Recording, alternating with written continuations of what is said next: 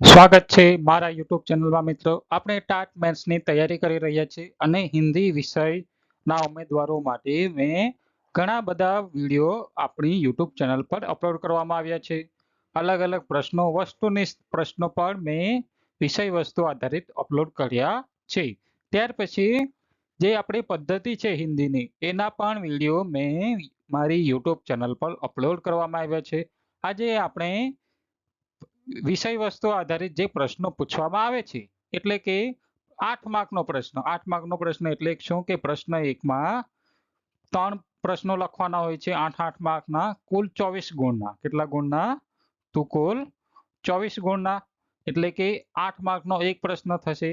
ત્યાર પછી પ્રશ્ન 2 જે છે એમાં 4 પ્રશ્નો લખવાના છે એટલે એ પણ 24 માર્કના થશે. અને ત્યાર પછી જે પ્રશ્ન છે પ્રશ્ન નંબર 3 એમાં પણ 5 પ્રશ્નો લખવાના થશે તો એ પ્રશ્ન 20 માર્કનો હશે. એટલે એના આધારે મેં અહીંયા થોડા પ્રશ્નો તૈયાર કર્યા છે અને એ ફક્ત બે એકમમાંથી લેવામાં આવ્યા છે. એક એકમ છે નમક કા દરોગા और ચંપા કાલે કાલે અક્ષર નહીં ચિન્હતી.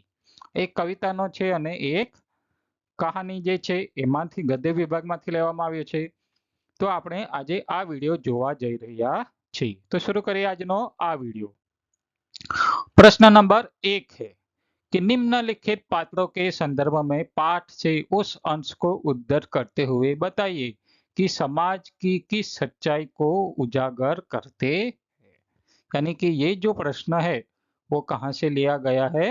नमक के दरोगा जो कहानी है उसमें से लिया गया है. कहां से लिया गया है मित्रों? तो नमक के दरोगा जो कहानी है प्रेमचंद जी की उसमें से यह प्रश्न लिया गया. तो कौन कौन से पात्र है वो देखते हैं. पहले ये 3 पात्र है. एक तो है वृद्ध मुंशी. कौन है? वृद्ध मुंशी. दूसरा है वकील और तीसरा है शहर की भीड़. क्या है? तो 3 पात्र है. एक वृद्ध मुंशी जी है, दूसरा है वकील और तीसरा है शहर की भीड़. तो हमने जो कहानी पढ़ी थी उसमें यह वकील का भी जिक्र है और वृद्ध मुंशी जी का भी चित्रण दिया गया है. और शहर की भीड़ यानी कि जब आलोपदीन को कहाँ ले जाता है? अदालत ले जाते हैं तो उस समय शहर की भीड़ भी उनके साथ होती है. तो उसका भी जिक्र हमें प्रस्तुत कहानी में देखने को मिलता है. तो उसके बारे में हम चर्चा करेंगे एक एक करके. पहले वृद्ध मुंशी के बारे में चर्चा करेंगे, बाद में वकील के बारे में और शहर की भीड़ के बारे में चर्चा करेंगे. और समाज किस संदर्भ में चर्चा करेंगे? तो समाज की किस सच्चाई को उजागर करते हैं. ये तीनों जो पात्र है वृद्ध मुंशी जी, वकील जी और शहर की भीड़ को समाज की किस सच्चाई को उजागर करते हैं उसके बारे में चर्चा करना है. तो पहले देखते हैं वृद्ध मुंशी जी. उत्तर देखते हैं. तो वृद्ध मुंशी समाज में ऐसे पिता है जो धन को महत्व देने वाला भ्रष्ट व्यक्ति है. यानी जो वृद्ध व्यक्ति मुंशी जी है वो क्या समाज में ऐसे पिता का चित्रण किया गया है जो भ्रष्ट व्यक्ति है. वह अपने पुत्र बंशीधर को भी भ्रष्टाचार की ही शिक्षा देता है. कैसी शिक्षा देता है? भ्रष्टाचार की ही शिक्षा देता है. वृद्ध मुंशी अपने पुत्र को समझाते हुए कहता है कि मासिक वेतन तो पूर्णमासी का चांद है जो एक दिन दिखाई देता है और घट्टे घट्टे लुप्त हो जाता है. वृद्ध मुंशी जी है वो ऐसे पिता का चित्रण किया गया है कहानी में कि समाज के उस पिता का जो भ्रष्ट व्यक्ति है अपने बेटे को भी कहते हैं कि मासिक वेतन यानी कि जो महीने के अंत में जो वेतन आता है, पगार आती है, वो क्या होता है? पूर्णमासी का चांद होता है. वो एक दिन आता है और बाद में घट्टे घट्टे घट क्या हो जाता है? लुप्त हो जाता है. इसका चित्रण किया गया है. आगे भी देखते हैं. तो ऊपरी आय बहता हुआ स्रोत है. ऊपरी आय क्या है? तो बहता हुआ स्रोत है जिससे सदैव प्यास बुझती है. ऊपरी आय क्या है? तो बहता हुआ स्रोत है और जिससे क्या होता है? हमारी प्यास निरंतर बुझती रहती है। इस प्रकार वृद्ध मुंशी के माध्यम से प्रेमचंद जी ने समाज में फैले भ्रष्टाचार को उजागर किया है। किसे उजागर किया है? समाज में जो फैला है भ्रष्टाचार, उसे उजागर किया गया है। साथ ही समाज की उस सच्चाई को भी उजागर किया किया है कि भ्रष्टाचार समाज में इस प्रकार पेट यानी कि घुस गया है कि मुंशी और जैसे पिता उसे शिष्टाचार या नैतिक मानने लगे। यानी कि जो भ्रष्टाचार है वो समाज में इस तरह घुल मिल गया है कि मुंशी जैसे पिता भी उसे अच्छा मानते हैं, शिष्टाचार मानते हैं और नैतिक मानते हैं कि ऊपरी आय से ही हमारा जो प्यास है, हमारी जो प्यास है वो बुझती रहती है। आगे देखते हैं, दूसरा नंबर है वकील। वकील के माध्यम से कौन सी सच्चाई उजागर की है? तो कहानी में वकील के माध्यम से वकीलों के चरित्रों को उजागर किया है। जैसे धन को लूटना ही वकीलों का कर्तव्य है, उन कैसे वकीलों का चित्रण किया है जो जो मानते हैं कि धन लूटना ही उनका कर्तव्य है। धन के लिए ये अनैतिक को नैतिक, अयोग्य को योग्य और गैर कानूनी को कानूनी सिद्ध कर देते हैं। क्या कहते हैं कि धन के लिए वकील जो है वो क्या कर देते हैं, नैतिक को भी अनैतिक नैतिक मान देते हैं और अनैतिक को भी नैतिक मान लेते हैं। योग्य को भी अयोग्य और अयोग्य को भी योग्य और गैर कानूनी को भी कानूनी सिद्ध कर देते हैं। आगे देखते हैं, तो इस बात का उदाहरण भ्रष्ट पंडित आलोपुद्दीन को कोर्ट में से छुड़वाने के लिए वकीलों की सेना तैयार हो जाती है। यानी कि जो आलोपुद्दीन है भ्रष्ट आदमी है, सबसे बुजुर्ग आदमी भी है और जमींदार है, लेकिन क्या है, भ्रष्ट पंडित है। तो उनके लिए भी वकीलों की सेना तैयार हो जाती है और धन बल पर आलोपुद्दीन को छुड़वा लेते हैं। मजिस्ट्रेट के आलोपुद्दीन के हक में फैसला सुनाने पर वकील खुशी से उछल पड़ता है। यानी कि कैसा चित्रण किया गया है वकील का कि पैसों के लिए, धन के लिए वो कुछ भी करने का तैयार हो जाते हैं। आगे देखते हैं शहर की भीड़। शहर की भीड़ कौन सी सच्चाई को उजागर करती है? तो शहर की भीड़ दूसरों के दुख में तमाशे जैसा मजा लेती है। शहर की भीड़ क्या करती है? दूसरों के जो दुख है उसमें तमाशे जैसा मजा लेती है। पाठ में एक स्थान पर कहा गया है, भीड़ के मारे छत और दीवार में भेद न रह गया। क्या कहा कि भीड़ के मारे छत और दीवार में भेद न रह गया। भीड़ के माध्यम से प्रेमचंद जी ने स्पष्ट किया है कि भीड़ की अपनी विचारधारा नहीं होती। भीड़ क्या कहा गया है कि भीड़ की अपनी कोई विचारधारा नहीं रहती। आगे देखते हैं आगे का प्रश्न। आगे देखते हैं कि वह हमेशा प्रवाह के साथ बहने लगते हैं। भीड़ क्या करती है कि वह हमेशा प्रवाह के साथ, यानी कि पानी जिस तरह अपने साथ सब कुछ ले जाता है उसी तरह भीड़ जो है वो एक जाता है, उसी तरह भीड़ जाने लगती है। जो भीड़ आरोपदीन को कृत्य के लिए निंदा कर रही थी, वही उसके छूटने पर वंशी वंशी घर पर कटुवचन और व्यंग बाणों की वर्षा होने लगी। क्या करते हैं, जो भीड़ आलोपदीन की निंदा कर रही थी वो ही उनके छूटने पर वंशीधर जो है उन पर व्यंग बाणों की वर्षा करने लगी। आगे का प्रश्न देखते हैं, तो नमक का दरोगा कहानी के कोई दो अन्य शीर्षक बताते हुए उसके आधार को भी स्पष्ट कीजिए। नमक का दरोगा जो कहानी है उससे मिलता जुलता दो शीर्षक देने हैं। क्या देना है? दो शीर्षक देने हैं और उसके आशय को भी स्पष्ट करना है। तो हम नमक का दरोगा कहानी हमने पढ़ी है, उससे रिलेटेड हमें शीर्षक देने हैं। तो हम इसके क्या शीर्षक देंगे? तो दो शीर्षक दे सकते हैं, एक दो ही देने हैं तो कौन कौन से दे सकते हैं? ईमानदारी का फल और दूसरा है भ्रष्टाचार और न्याय व्यवस्था। क्या है? भ्रष्टाचार और न्याय व्यवस्था। आगे देखते हैं ईमानदारी का फल, उसके बारे में उस शीर्षक को स्पष्ट क्या करते हैं? तो ईमानदारी का फल, हम इस कहानी का शीर्षक ईमानदारी का फल रख सकते हैं, क्योंकि ईमानदारी का फल सुखद होता है। कैसे सुखद होता है? तो हमने जो कहानी पढ़ी थी उसमें हमें पता चल जाएगा। तो जैसे कहानी में वंशी घर को ईमानदारी के कारण कष्ट उठाना पड़ता है, परंतु अंत में अलाउद्दीन उसे अपनी जायदाद का मैनेजर बना देता है, तथा ईमानदारी कथानायक से जुड़ी हुई है और कहानी की सभी घटनाएं भी ईमानदारी से जुड़ी है। इसलिए मेरी नजर में कहानी का शीर्षक ईमानदारी का फल हो सकता है। क्या हो सकता है? ईमानदारी का फल। क्यों हो सकता है? क्योंकि सारी की सारी जो कहानी की घटना है वो किससे जुड़ी है? ईमानदारी से जुड़ी है, और कथानायक भी क्या है? ईमानदार है। इसलिए हम इसे कह सकते हैं, शीर्षक भी दे सकते हैं, ईमानदारी का फल।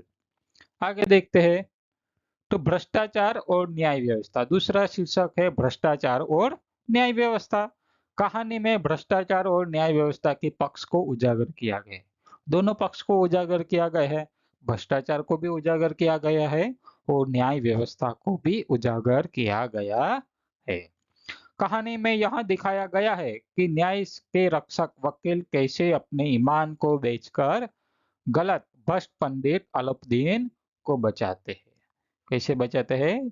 न्याय के रक्षक जो वकील है वो अपने भ्रष्ट को बेचकर, अपने ईमान को बेचकर भ्रष्ट पंडित अलाउद्दीन को बचाते हैं। इस प्रकार समाज में फैले भ्रष्टाचार को कहानी में व्यक्त किया गया। इस प्रकार समाज में जो भ्रष्टाचार फैला हुआ है उसे कहानी में व्यक्त किया गया है। इसलिए मेरे अनुसार कहानी का दूसरा शीर्षक यह भी हो सकता है। क्या हो सकता है? भ्रष्टाचार और न्याय व्यवस्था भी हो सकती है शीर्षक।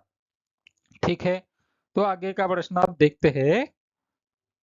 तो कहानी में जो कौन सी कहानी, नमक का दरोगा जो कहानी है, उसमें भाषा की चित्रात्मकता, लोकोक्तियां और मुहावरे ऐसे उदाहरण छांटकर लिखिए और यह भी बताइए। क्या बताना है कि कौन कौन से मुहावरे लिखे गए हैं, लोकोक्तियां लिखी गई है, चित्रात्मकता दी गई है। तो पहले देखते हैं, लोकोक्तियां देखते हैं। तो कौन कौन सी है? तो एक है पूर्णमासी का चांद। कौन सी है? पूर्णमासी का चांद। एक दिन उगना और धीरे धीरे घटना, ऐसा हम अर्थ कर सकते हैं। दूसरा है सुअवसर ने मोती दे दिया। सुअवसर ने क्या दे दिया? मोती दे दिया। अवसर प्रदान करना। दुनिया की जेब जागती थी। दुनिया की जेब जागती थी, उसका अर्थ क्या है? बातें होना। वो कहानी कहानी में दिया गया है ना कि सब सो रहे थे लेकिन लोगों की, दुनिया की जीभ जागती थी। अंधेरा था लेकिन दुनिया की जीभ जागती थी। आगे देखते हैं, तो भाषा की चित्रात्मकता कौन सी है? तो जाड़े के दिन थे और रात का समय, जो देखो जाड़े के दिन थे और रात का समय। नमक के सिपाही चौकीदार नशे में मस्त। एक मील पूर्व की ओर जमुना बहती थी। भाषा की चित्रात्मकता देखिए, चित्रण देखिए, भाषा का चित्रण।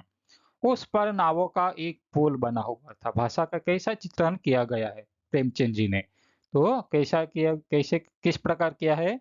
तो जाड़े के दिन थे और रात का समय था। नमक के सिपाही और चौकीदार नशे में मस्त। एक मील पूर्व की ओर जमुना बहती थी। उस पर नावों का एक पुल बना हुआ था। दरोगा रजी किवाड़ बंद किए मीठी नींद से सो रहे थे।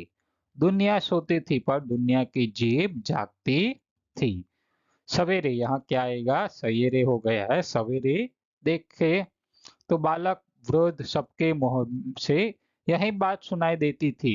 देखिए, जिसे देखे वही पंडित जी के इस व्यवहार पर टीका टिप्पणी कर रहा था। निंदा की बौछार हो रही थी, मानो संसार से अब पापी का पाप कट गया। भाषा की चित्रात्मकता देखिए, भाषा का चित्रण देखिए, किस प्रकार प्रेमचंद जी ने किया है। हम यहाँ पैराग्राफ पढ़ते हैं तो हमारे सामने किस प्रकार वो घटनाएं हमारे आंखों के सामने उभर कर आती है।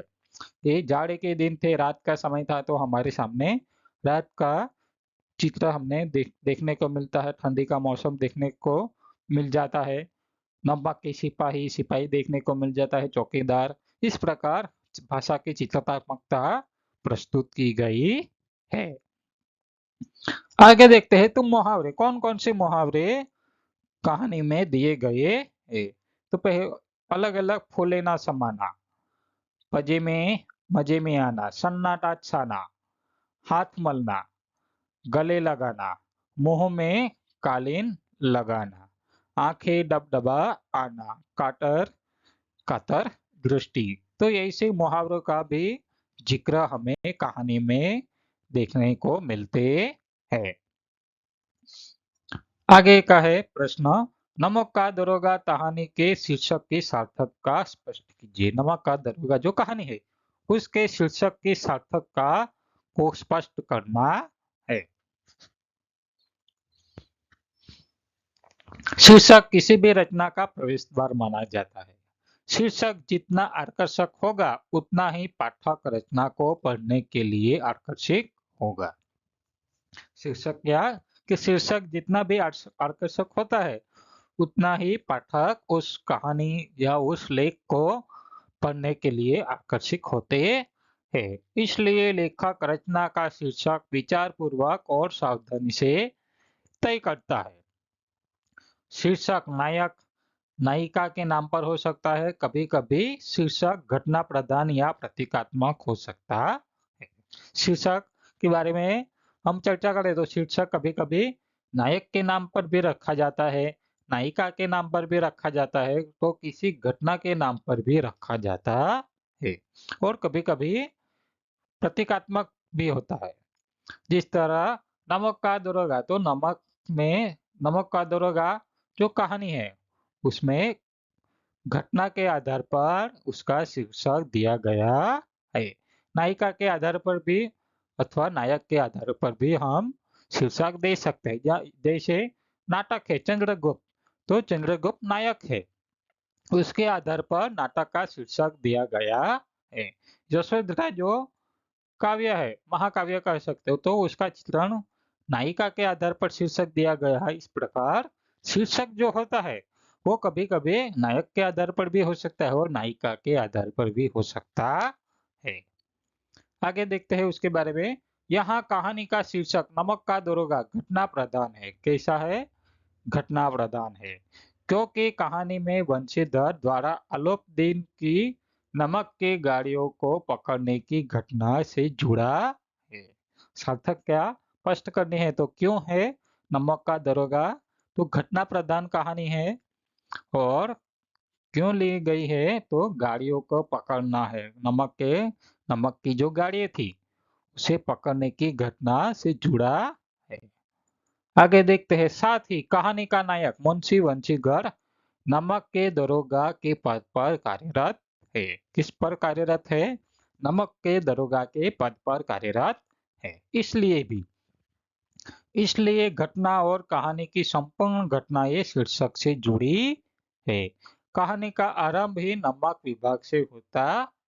हम कहानी पढ़ेंगे तो हमें मालूम हो जाएगा कि कहानी का आरंभ ही नमक विभाग से होता है। इसलिए जो नमक का दरोगा जो कहानी का शीर्षक है वो बहुत ही उपयुक्त है और सार्थक माना जाता है। जिसमें सभी अधिकारी बनना चाहते हैं। आरंभ किससे होता है? तो नमक विभाग से होता है। तो जिसमें सभी अधिकारी क्या बनना चाहते हैं? नमक विभाग के अधिकारी बनना चाहते हैं, क्योंकि सभी अधिकारियों के पौ बाहर हो जाता था। वृद्ध मुंशी भी वंशीधर को ऐसे ही नौकरी की सलाह देता है। कैसी नौकरी की? जहां ऊपरी आय ज्यादा हो, जिसमें ऊपरी आमदनी अधिक हो। वंशीधर को नमक दरोगा की नौकरी मिल जाती है। किस में नौकरी मिल जाती है? तो नमक में दरोगा की नौकरी मिल जाती है। ईमानदारी और कर्तव्य निष्ठा से वंशीधर अलाउद्दीन की नमक की गाड़ी को पकड़ लेता है। कैसे? ईमानदार और कर्तव्य निष्ठा से अलाउद्दीन की गाड़ी को कौन पकड़ लेता है? तो वंशीधर पकड़ लेता है। परंतु धन के बल पर अलाउद्दीन कोर्ट से छूट जाता है। लक्ष्मी पर उनका अधिक विश्वास था, इसलिए वो कोर्ट से छूट जाते हैं। वंशीधर की नौकरी चली जाती है, परंतु ईमानदारी और कर्तव्य निष्ठा से प्रभावित होकर पंडित अलाउद्दीन अपने व्यक्तिगत जायदाद का मुंशी वंशीधर को मैनेजर बना देता है।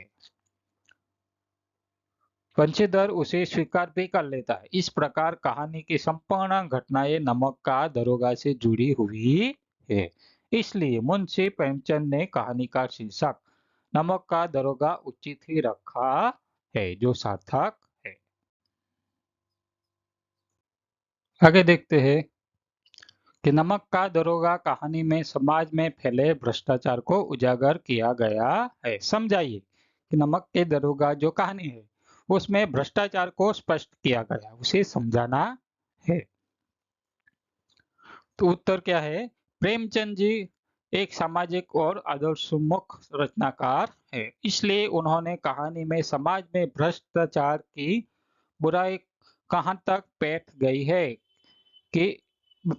है कि एक पिता अपनी संतान को ईमानदारी का पाठ पढ़ाने की बजाय उसे भ्रष्टाचार का पाठ पढ़ाता है और तरह तरह की उपमाओं के द्वारा ऊपरी आय रिश्वत को महिमा मंडित करता है, ऊपरी आय की महिमा को मंडित करता है। ऐसे पिता का चित्रण किया गया है को जो ईमानदारी का पाठ पढ़ाने के बजाय क्या करता है, भ्रष्टाचार का पाठ पढ़ाता है। बाद में वृद्ध मुंशी ने सुना कि पंडित अलाउद्दीन की गाड़ियों को वंशीधर ने पकड़ लिया है और रिश्वत नहीं ली, तब वे अपने कर्मों को कोसते हैं। इसे कोसते हैं अपने कर्मों को कि वंशीधर क्या है, कैसा व्यक्ति था, तो ईमानदार व्यक्ति था, इसलिए। आगे देखते हैं तो उन्हें लगता है कि पढ़ना लिखना व्यर्थ गया।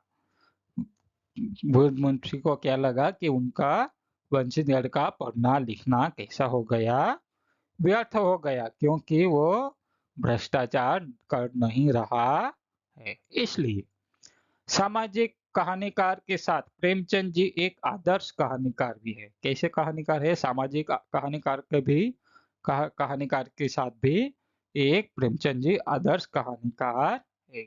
इसलिए उन्होंने अंत में ईमानदारी की विजय दिखलाई। कैसी विजय दिखलाई? ईमानदारी की विजय दिखलाई। किस तरह कि अलाउद्दीन ने अपने मैनेजर पद पर किसे नियुक्त किया? वंशीधर को नियुक्त किया। इसलिए एक भ्रष्ट व्यापारी पंडित अलाउद्दीन वंशीधर की ईमानदारी से प्रभावित होकर अपनी निजी संपत्ति का मैनेजर बना देता है। कि भ्रष्ट पंडित अलाउद्दीन है, लेकिन वो किससे प्रभावित हो गया? ईमानदारी से प्रभावित हो गया। किससे प्रभावित हो गया? वंशीधर की ईमानदारी से प्रभावित हो गया। इस प्रकार ईमानदारी को प्रेमचंद स्थापित करते हैं। किसे स्थापित करते हैं? ईमानदारी को स्थापित करते हैं प्रेमचंद जी, कहानीकार जी। कहानी में प्रेमचंद जी ने समाज में फैले भ्रष्टाचार को उजागर किया है। पंडित अलाउद्दीन ने अपने धन बल से सभी सरकारी अफसरों के साथ साथ अन्याय को भी खरीद लेता है और अपने काले बाजार को विकसित कर लेता है। पंडित अलाउद्दीन ऐसे व्यक्ति थे जिन्होंने अपने पैसे के लक्ष्मी के बल पर उन्होंने क्या किया? सभी को खरीद लिया और कैसा बाजार? काला बाजार जो है उसे विकासशील बना दिया था। आगे का प्रश्न है ईमानदारी के महत्व की चर्चा कीजिए। ईमानदारी के महत्व की चर्चा करनी है तो उसके उत्तर के बारे में आप देखेंगे। तो प्रेमचंद जी हिंदी कथा साहित्य में आदर्श लेखक है। उन्होंने अपने साहित्य में सामाजिक मूल्य को स्थापित किया है। किसे स्थापित किया है? सामाजिक मूल्य को स्थापित किया है। उनके उपन्यास जब आप पढ़ेंगे तो उसमें भी सामाजिक मूल्यों के बारे में ही हमें देखने को मिलता है। प्रस्तुत कहानी नमक का दरोगा में भी ईमानदारी को स्थापित किया है। किसे स्थापित किया है? ईमानदारी को स्थापित किया गया है। मुंशी वंशीधर के माध्यम से ईमानदारी के महत्व को बताया है। किसके माध्यम से? तो मुंशी वंशीधर के माध्यम से। वंशीधर को अपनी ईमानदारी के कारण कष्ट उठाना पड़ता है। वंशीधर जो है उन्होंने अपनी ईमानदारी के कारण कष्ट उठाना पड़ता है। हर एक ईमानदार व्यक्ति जो होता है उसे अपनी ईमानदारी के कारण कभी ना कभी कष्ट झेलना ही पड़ेगा या पड़ता ही है। लेकिन जब अंत में जब सुख आता है यानी कि अंत में सब ठीक हो ही जाता है, परंतु अंत में इसकी ईमानदारी की जीत होती है। मुंशी वंशीधर अपनी ईमानदारी के कारण पंडित अलाउद्दीन की नमक की गाड़ियों को पकड़ लेता है। अपनी ईमानदारी के कारण नमक की जो गाड़ियों थी उसे पकड़ लेता है। अलाउद्दीन धन के बल पर ईमानदारी को कुचलकर न्याय को खरीदकर न्यायालय से मुक्त हो जाता है, परंतु अलाउद्दीन वंशीधर को नौकरी से निकलवा भी देता है। पंडित अलाउद्दीन जो है वो वंशीधर को भी नौकरी से निकलवा देता है। अलाउद्दीन मुंशी वंशीधर की ईमानदारी से प्रभावित होकर आत्मग्लानि महसूस करते हैं। क्या महसूस करते हैं? आत्मग्लानि महसूस करने लगते हैं। पश्चाताप करते हुए मुंशी वंशीधर को अपनी जायदाद का मैनेजर बना देता है। अपनी जायदाद का स्थायी मैनेजर पर नियुक्त कर लेता है वंशीधर को। कौन? अलाउद्दीन।